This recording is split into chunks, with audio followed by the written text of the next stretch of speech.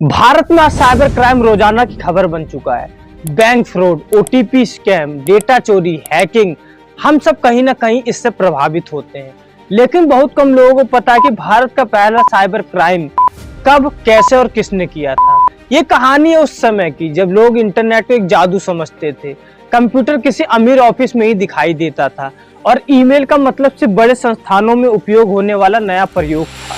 इसी दौर में हुआ था भारत का पहला डॉक्यूमेंट साइबर क्राइम, जिसने पूरे देश की सोच बदल दी। ये घटना साल 1992-93 के आसपास की मानी जाती है, जब भारत में इंटरनेट आम जनता तक पहुंचा भी नहीं था और बॉम्बे, जिसे आज मुंबई कहा जाता है, इसमें एक मल्टीनेशनल कंपनी के अंदर कुछ अजीब सी घटनाएं होने लगी।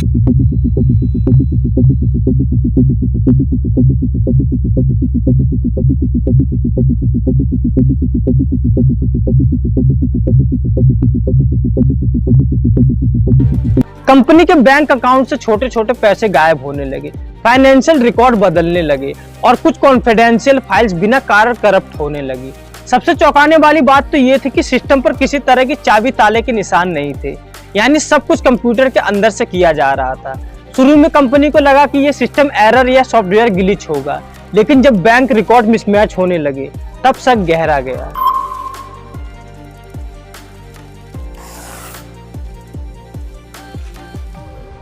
कंपनी ने अपनी इंटरनल इन्वेस्टिगेशन शुरू की और पता चला कि ये काम किसी आउटसाइडर का नहीं, बल्कि कंपनी के अंदर किसी ऐसे व्यक्ति का है जिसे कंप्यूटर का काफी अच्छा ज्ञान है।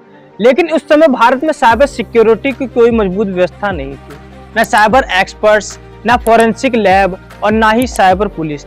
पहली बार देश को एहसास हुआ कि कंप्यूटर का गलत इस्तेमाल भी अपराध बन सकता है। इसी बीच कंपनी ने पुलिस को जानकारी दी और इन्वेस्टिगेशन टीम को एक असामान्य पैटर्न मिला और कई अनुमति के बिना लॉगिन्स और system access late night hours में हो रहे थे। उस समय कंप्यूटर में लॉग संभालना और ट्रेसिंग करना बहुत प्राचीन था।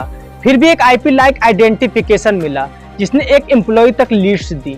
इस एम्प्लॉय का नाम आज पब्लिक रिकॉर्ड में नहीं है, क्योंकि उस समय साइबर लॉ नहीं था, इसलिए केस को electronic fraud, breach of trust जैसे सेक्शंस में दर्ज किया गया था। पर इतिहासकार और आईटी एक्सपर्ट के अनुसार ये भारत का पहला ऑफिशियली आधिकारिक साइबर क्राइम था। दोस्तों, जब आरोपी पकड़ा गया तो सामने आया कि उसने कंपनी के कंप्यूटर्स में बैकडोर बनाया था और अकाउंटिंग सॉफ्टवेयर में छेड़छाड़ करके पैसे धीरे धीरे अपने निजी अकाउंट में ट्रांसफर करने लगा था।